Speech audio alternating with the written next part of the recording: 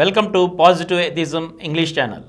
Today, we are in the 5th episode of the book Why I Am an Atheist, a series of lectures by MADALYN Murray O'Hare.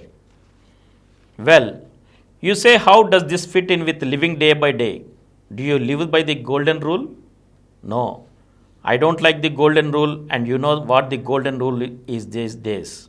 It is, do unto others what they would do unto you, but do it first. Personally, I try to live by what is called the categorical imperative. The what? What's that you say? Well, we have the writings of Immanuel Kant, a philosopher who lived in the 18th century. He struggled with ideas of rules of conduct and ideas of morality. He came up with 3 suggestions. One was that we should treat every other person and ourselves as ends and as not as means.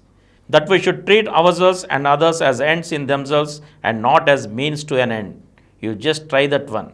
I have tried to keep this rule for 30 years and I break it all the time. It is a terrible, exacting idea by which to try to live. Kant's second suggestion was so act that any of our actions could be made into universal laws. That's something. Cheat that poor Joe out of a nickel and then have a universal law that everyone always cheats everybody else out of a nickel, including you. His third suggestion was to search for truth.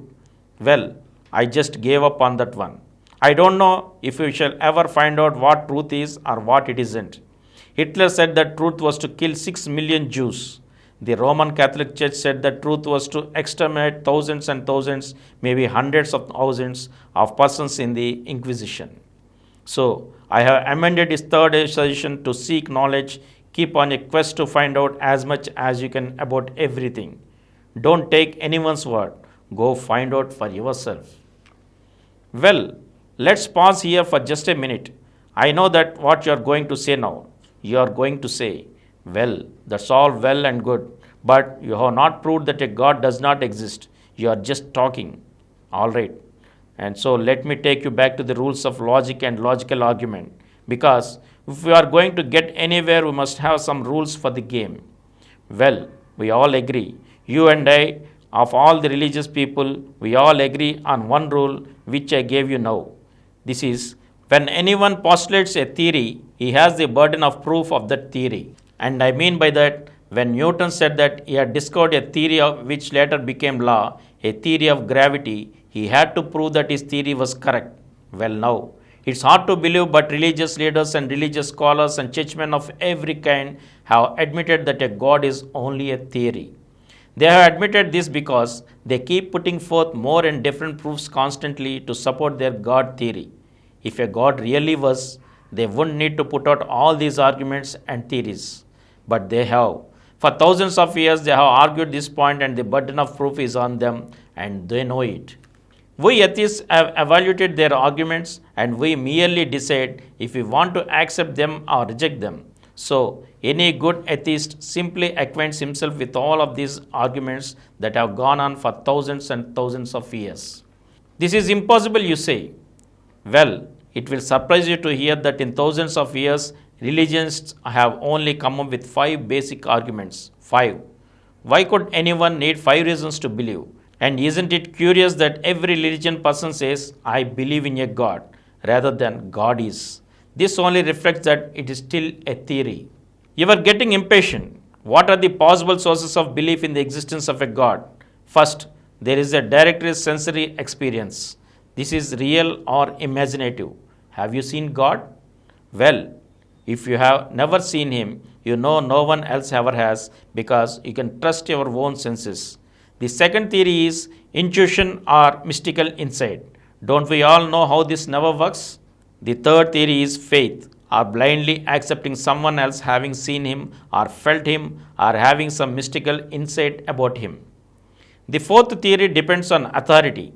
Authority of an institution, the church, authority of a book, the Bible, the Quran, the Veda, or authority of some individual prophet or religious leader such as Moses, Christ, Muhammad.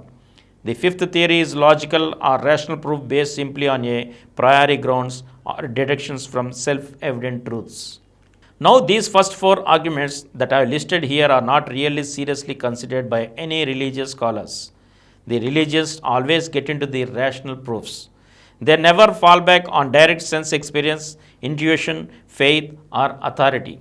They use rational arguments in our present age. Now, many rational arguments have been proposed from time to time, but they may be reduced to variations of three main types. These have been given some fancy names. They are classified, these arguments, as cosmological, teleological, and ontological. Let's look at these jawbreakers for a moment.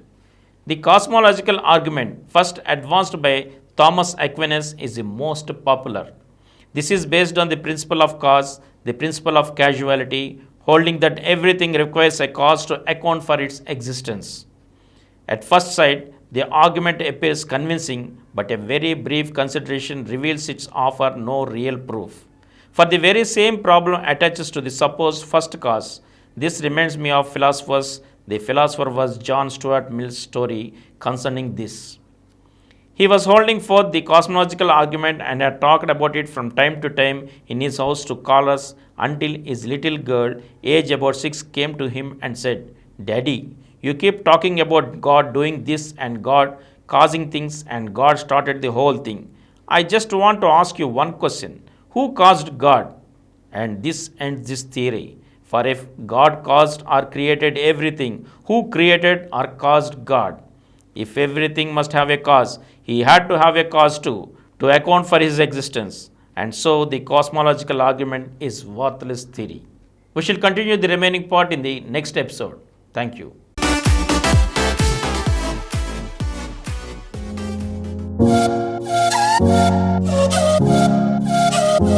Please download Samaram multi-channel app and watch your favorite channels from your mobile.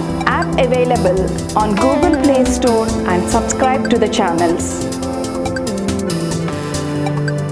For more videos, please subscribe to this channel Positive Atheism and activate the bell icon.